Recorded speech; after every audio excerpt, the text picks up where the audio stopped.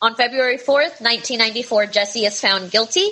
He gets 1 count of first degree, 2 counts of second degree, and that gets him life plus 40 years in prison.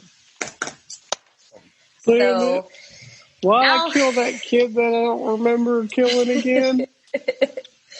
So now we're going to talk about Damien and Jason's trial. And this is where shit starts to get fucked. Wacky. Crazy. So let's talk about the first thing that we have is an expert witness. Expert. And I'm going to play you a clip of this expert witness talking about the occult. And let me tell you, not fucking convincing. Not by a long goddamn shot is it convincing. Not horribly expert. Bad expert work. Bad. Hello?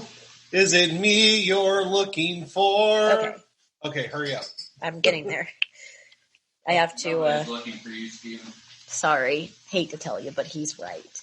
Are you looking for Stephen Craig? He's easy to find. I wasn't hiding. He's easy to find. If I step outside my house and look over in that direction, I might be able to see him over the horizon.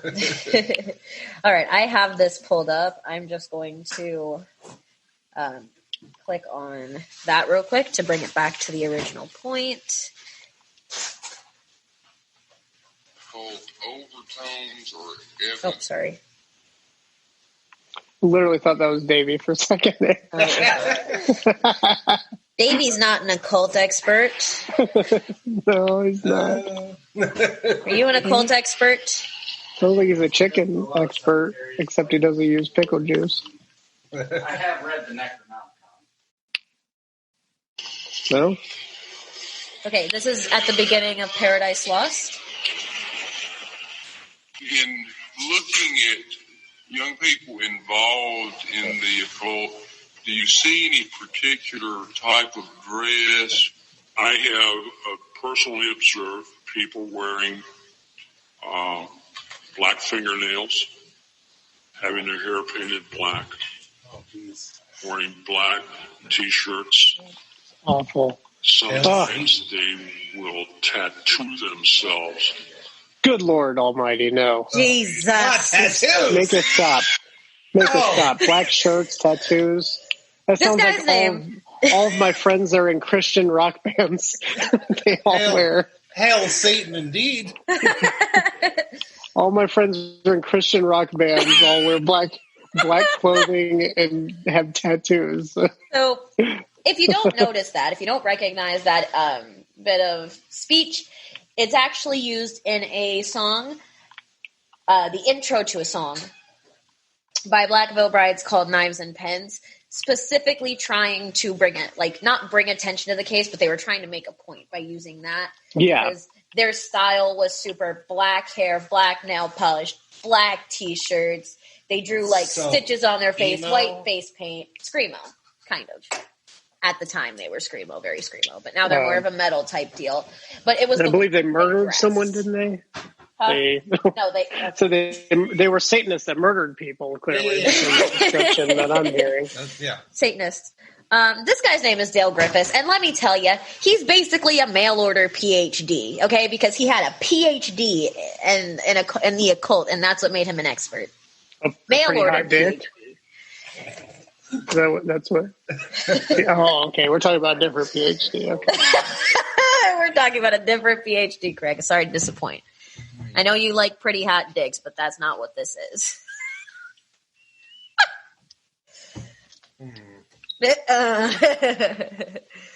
Move along. And when he is asked, what classes did you take to get your master's in the occult? Satan 101.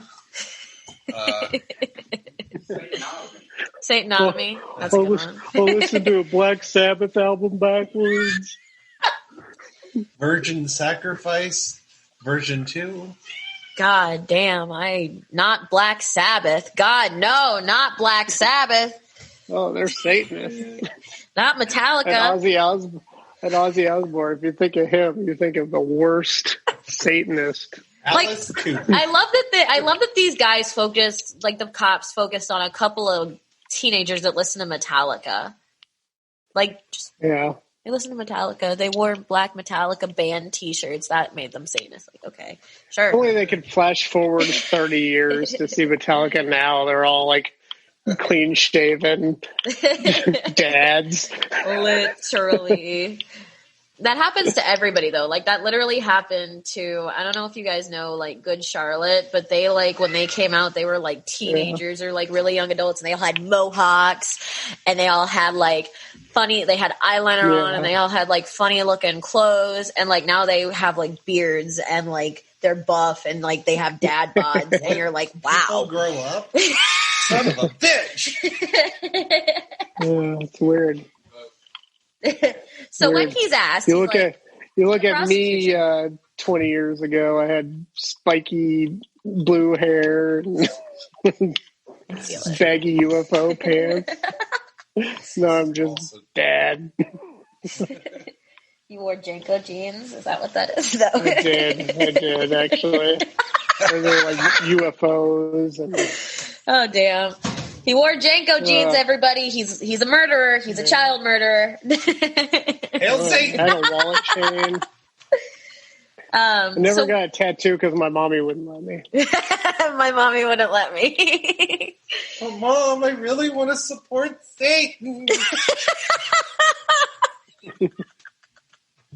So when Dale Griffiths is asked, what classes did you take? You know, you're an expert in the occult. What classes did you take to get your master's degree? You have a PhD. It goes associates, bachelor's, master's, PhD. So what'd you do to get your master's? And he's like, well, I didn't take any classes. I didn't take any. Okay, that's fine. I understand. Maybe you got your master's in something else. Your PhD is in the occult and Satanism. So what classes did you take to get your PhD? And he's like, oh, I didn't take any. What school do you go to for that? A mail order school, Craig. A mail order PhD school. I think it's literally called Columbia Pacific. I don't even know if it still exists, and I don't know if it's still a mail order school. Now it might be a legitimate university, but it was like Columbia Pacific or something like that. That was like the school that this guy got his mail order PhD from. I got my PhD by playing Dungeons and Dragons version 3. Version 3.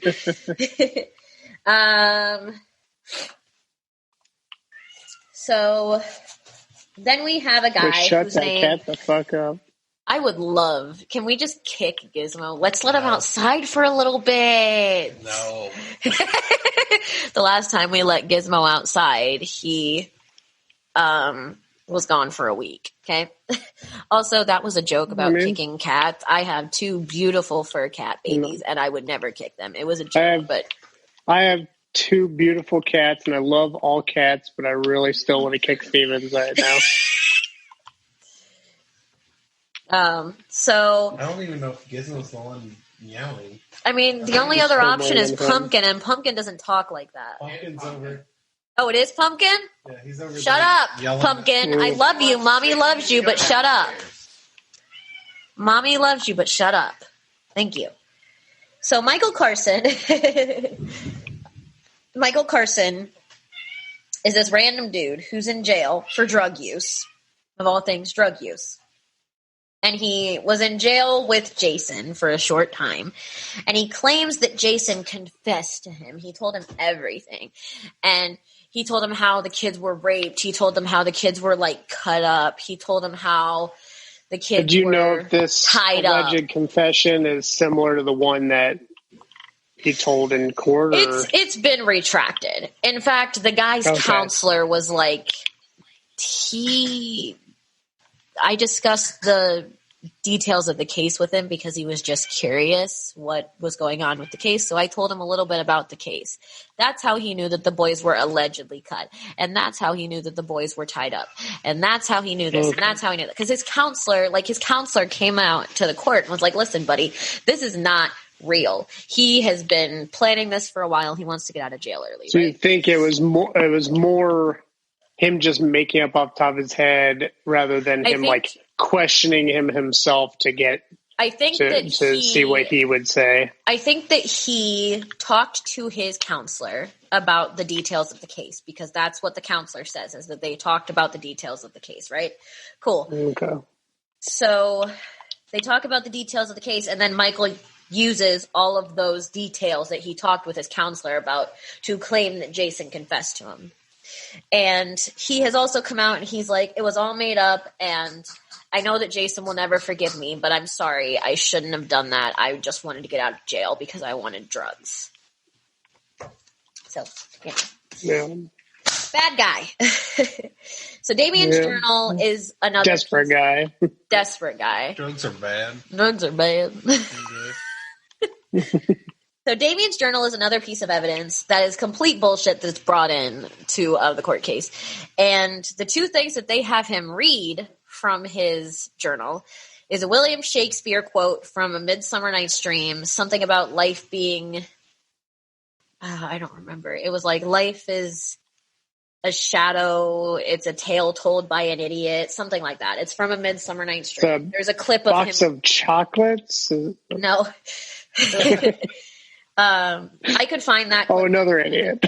That one, so we would have to wait for me to find it. If you want to start singing. Watch. I was gonna sing Metallica, but they'll probably get us some copyright. Like, do you want me to find the clip? I'll find the clip. I don't think they can get you on a copyright of something horribly rendered. Horribly rendered. I mean, it would be horribly rendered. It's coming from Steven. Every band, let's be it would honest. be Metallica. It would be Lars that comes after us. Yeah. God, yeah, you're right. I guess it would be the one. Yeah, it'd be the one band. It's like, I don't that care. actually would care. Like, oh.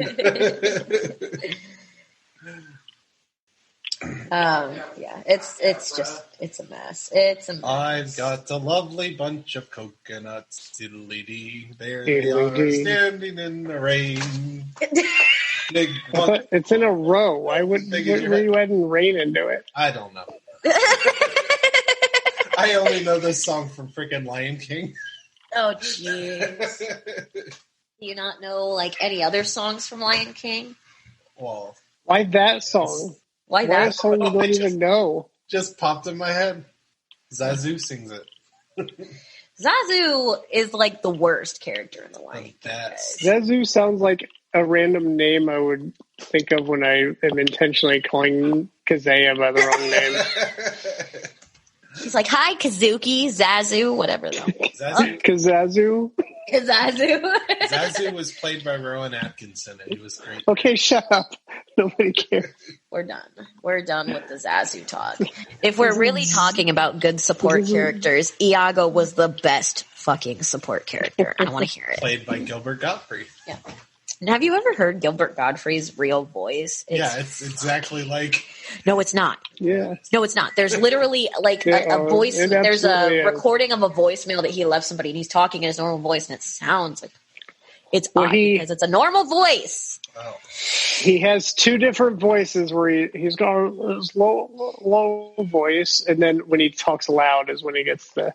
I always hear him in interviews on different podcasts I listen to. Let me see. I'm just at this point. There it is. Gotcha. Perfect. There it is. This is also from Stephanie's video, just easier to find than going through an hour-long documentary. Life is but a walking shadow. It is a tale told by an idiot, full of sound and fury, signifying nothing. That's from A Midsummer Night's Dream by William Shakespeare. Pure black, looking clear. My work is soon done here. Try getting back from me that which used to be. That is off a Metallica tape called Injustice for All. It talks about how warped the court systems are, stuff like that. So that's him talking about the quotes that were found in his journal that were evidence of him being a devil worshiper. Yes, William Shakespeare. Did y'all not know that William Shakespeare was a devil worshiper? No, that tracks. Oh, yeah.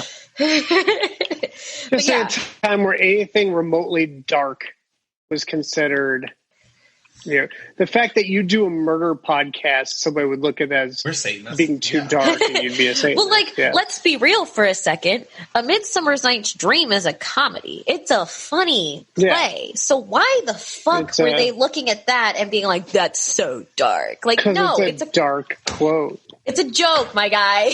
It was just during Allan Poe in there. Literally. Well, we'll talk some more, but I remember I was a kid during this time of the Satanic Panic, and I do remember like anything that was remotely the church that I grew up in. I'd say if you played Dungeons and Dragons, you were letting demons into you, and it's all. A lot of that stuff is still around in a lot of dumber people, but it was pretty huge back then. Everybody was afraid of the hiding Satanist. We're hiding the Satanists in our basements. They're like the Jews. Wait, are we protecting them in the basement? Or is this throwing them in an oven? Is that what you're going for? No, we're protecting them in our basement. We're the good guys here. We're the good guys. Okay. That was a joke, guys. I'm sorry. Please don't leave. Please don't leave. I love how you apologize. I'm sorry for telling a joke on this comedy podcast. I don't want anybody to get offended. And then they'd be like, you used hate speech against me, so I'm going to leave. I'm leading the charge to cancel Kazea. He's going to start a petition. Cancel Kazea. Okay. Hashtag cancel Kabuki. Kazuki. Yeah. Like who? So the prosecution did try to use a list of names that Damien had written in code. They were like,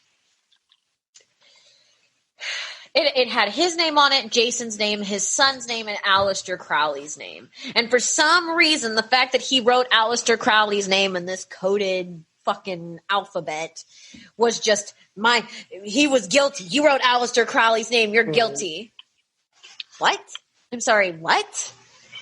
He was just a dark kid. He was a kid, Literally. Like this is the same kid. Like you could have looked at me at that age and with the same lens and been like, oh, this kid is a potential murderer because I listened to whatever I listened to back then. Literally. Darker music. Probably the same stuff that Eccles was listening to. Literally, Metallica, Pink Floyd, probably. Yeah. Black Sabbath, like I've listened to all those bands. Are you a Satan worshiper? Okay, obviously. Ricky Martin. So they try to use this list, and they're like, "You wrote Aleister Crowley's name.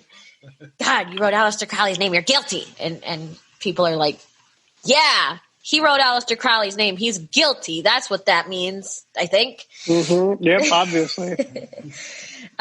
There also is rumors, I don't know how true it is, but there's rumors that Jason was offered a deal, like a shorter life sentence. I think his deal was 40 years in prison with the chance for parole in 15. And all he had to do was testify against Damien. And he said, no, my mom raised me to tell the truth, and I'm not going to lie and ruin my friend's life. He's Damien's best friend. He's like, I'm not going to lie and ruin my best friend's life. You got to have a little bit of naive trust in the system to work the truth out. He's like, unfortunately, the system was working against them. Literally. He's like, this is my best friend. I'm not going to testify against him to make sure that I can get out of jail. And if we're going to go to jail, we'll go to jail together type situation. Eccles was the one they want. He was the town pariah. He was the one that the town thought he was creepy. Which, if you look at Damien now, Damien is extremely well-read. I love hearing Damien speak in, interviews and shit because he's just so intelligent.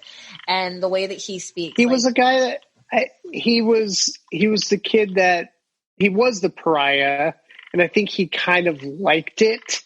It worked against him in this situation, but he was, he didn't want to be the popular kid. He never went to college. I think that's what shocks me the most is he's just extremely well-read. He's incredibly intelligent. Like, we'll have to play Steven clips after this is all over. He had 18 years to do nothing but read. Exactly. Like, he is smart as shit. This guy is crazy smart.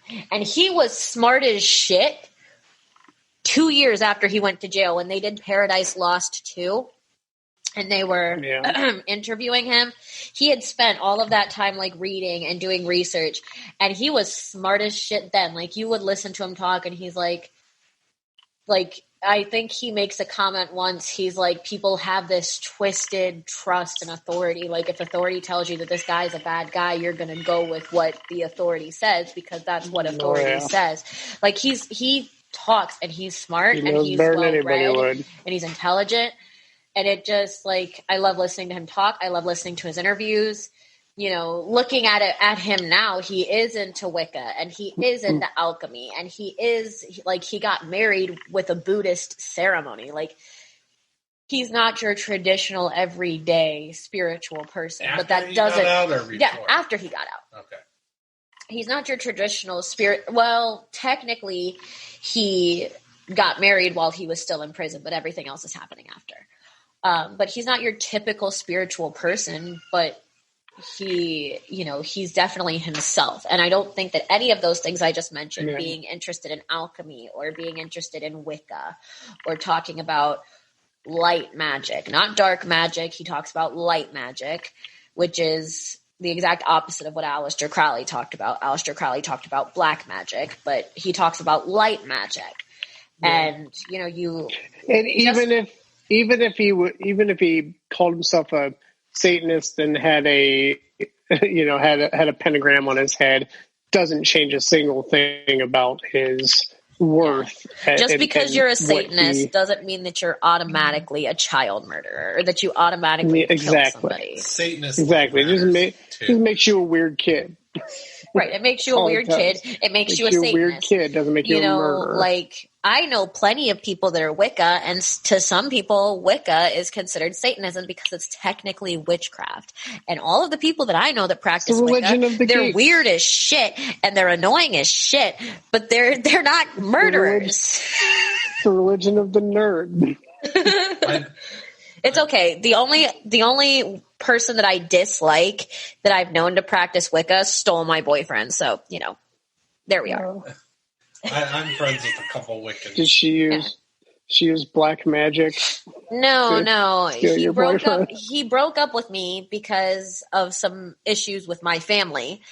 And she swooped in and got with him, and she was awful and annoying. And you could hear her voice and it just it literally would send me into seizures if I heard it today. It's awful. It's the most shrill, annoying voice I've ever heard in my life. Went out to him and was like, "Do you like trees? Do you like trees? Do you like trees?" Was that her pickup line? Was that the pickup line that Elena used? Do you like trees? Trees. Do you like trees? I don't know what kind of pickup lines Wiccans would do. That seems like it would. I mean, it doesn't. The look on his face is telling me that's not the pickup line that she used. I mean, the occult is fine, but I was just asking you. I was specifically asking you. Literally works with tarot cards and quite truly believes in the flow. Yeah, literally. I mean, he's not a murderer. No, I mean specifically Elena. I'm not a murderer. I promise. Elena identified herself as a Wiccan back before you and I even broke up. I was just asking you if her pickup line was, "Do you like trees?" She was an idiot. Love that. Oh, you're talking about Davey. I thought you were talking about some other boyfriend. No. She stole Davey from me. Davey and I broke up, and she had been flirting with Davey the whole time that Davey and I were dating, and then we broke up, and she jumped on him. Huh? Davey. Yeah, months. She flirted with him for months while we were dating. It was awful. Davey, you were banging a chick that didn't shave her armpits. Craig asked if you were banging a chick that didn't shave her armpits. I mean, I don't think... No, No. Davey never banged her. I don't think he did. I told him if he banged her, he might catch something. So I told him to be very careful. I was like, if you ever leave me for catch some this chick specifically, don't have sex with her, because she's had sex with like 15 other guys, and we were only like 15 at the time. Like, I was 14, but Elena was a year older than me, and she had fucked like 5 guys. And I was like, listen, please don't have sex with her. I don't want to see you get an STD from this bitch. Really going off topic. Sorry again. It's not my podcast, but I feel like it's going off the rails. He's like, we're going to recenter. Okay. So Jason refuses this deal. I was just bringing up that I know Wiccans, and that is what Damien's involved in, and he is not a child murderer. I don't know if they ain't going to steal your kids. They're just going to steal your, or they ain't going to kill your kids. I love Wiccans. Like, don't get me wrong. I love Wiccans. Wiccans are cool as shit. Like, you guys have some really awesome beliefs. I just dislike this one specific Wiccan that stole my boyfriend. All the rest of y'all are cool. I just don't like her. They're weird. So, on March 18th. They're weird, and they smell like patchouli, and they All right. That's enough, Craig. Stop attacking the Wiccans. Wiccans' lives matter, damn it. Only black ones, though. Okay. Are you done? Black magicians. Are you done? Are you done? I'm done. Okay. Go ahead. So on March 18th, 1994, Jason is sentenced to life in prison, and Damien is sentenced to death. All the evidence that we talked about, such wonderful evidence, right? Put them in prison for life, and Damien spent 18 years on death row. And I imagine that can only be horrendous. Yeah. To spend 18 years of your life not knowing if you were the next one to go. Yep. Not knowing if you were the next one that was always thought it. I mean, sometimes it's worked out, obviously, like in the case of Damien Echols. I always thought it was weird that it takes so long to get to that point. Well, and he says, like, there's an interview that I'm going to play a clip from. It's not, the clip that I'm going to play isn't from him. It's actually from Pam Hobbs and then also from John Mark Byers. But in the clip, he's like, I watched people go to their death every single day. I watched guys leave their cells, take their last meal, and not come back. And I didn't know if I was going to be the next one. I didn't know if I was going to make it out. You know, he even says before, he said in a different interview that he knew if he didn't take that Alfred plea, he was never going to see the outside of the prison because they would kill him. Yep. So crazy. I can't imagine what he went through with all of that.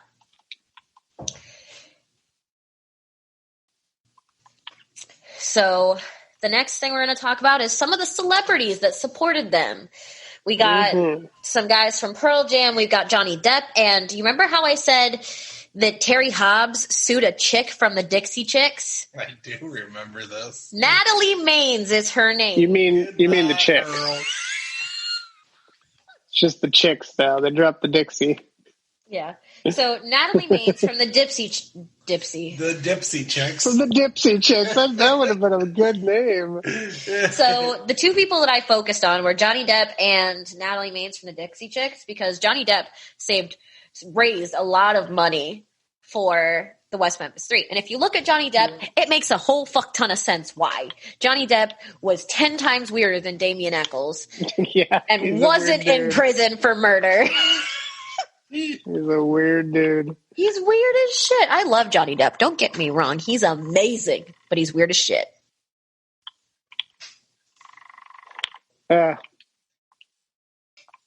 So at some point, Natalie Maines is like, yo,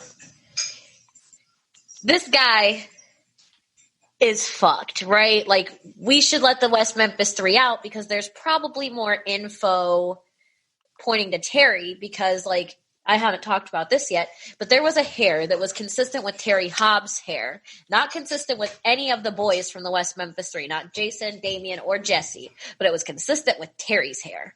And it was found in one of the shoelaces that was tying the boys up. And actually, a hair was found from one of Terry's friends in another one of the shoelaces that was tying up another boy. So there is literally more evidence pointing to Terry than there is the West Memphis Three. And Natalie Maines brings this up. I don't know if it was in an interview or in a concert. I'm not really sure, but she brings it up. And he's like, yo, I'm going to sue her. I'm going to sue Natalie Maines of the Dixie Chicks because that's what we do. That sounds like a smart financial decision. Yeah. Well, I honestly, he probably thought this, was his big break. He figured he was going to win this case. They were going to have to pay him a whole lot of money, and he could live off of murdering his stepson for the rest of his life. Murdering a stepson is a very lucrative business. Yes, sirree. And this is during the court case for that is the first time that he's technically able to be openly questioned in court about the disappearance of his stepson. And we also know that the original case took place in 1993. Terry Hobbs was not officially questioned until 2007. Wow. Are you kidding me? 2007? What? You guys didn't... And we'll talk about why he didn't get interviewed. They really wanted to have their guys. They really did. The guy specifically, Eccles, more than the other two. Literally. So the guy, we've talked about how the wounds were actually made. They were not made by a knife. They were made by animals, right? Yeah. Right. So the guy that actually discovered this, his name is Vincent DeMeo, and I think he discovered it between 2001 and 2007. I don't know what year specifically, but his name is Vincent DeMeo. He's a forensic pathologist, and he is the one who discovered that the wounds were actually made by animals. Hey guys. You guys are idiots. Yeah, guys are idiots. Let me pull up this picture. I actually have a picture for you of the wounds that a snapping turtle can make. And this is just a regular fucking snapping turtle. The snapping turtles that were in the creek that the boys were thrown in were alligator snapping turtles. So imagine what I'm about to show you, but worse. Okay. This is from a YouTube video where a guy gets bitten by a snapping turtle. Why? Are you doing this to me? That is what his wound looks like. So if you imagine something like that where there was no restriction of because they had to pour a whole bunch of alcohol on the turtle's head to get him to let go of the guy. So if you imagine there was no interference with a snapping turtle biting onto Chris Byers', it probably just took it. It just took it off. You know what I'm saying? So no, Chris Byers was not castrated. It was eaten by a snapping turtle. Yeah. I hate to say that. I really do. It's awful. I don't even. It's awful. But the whole thing is awful. Slightly less awful than other, a Satanist cutting your dick off. Yeah. Well, the first thing I can't believe the police didn't realize is the fact that only one of their victims was castrated, which is weird.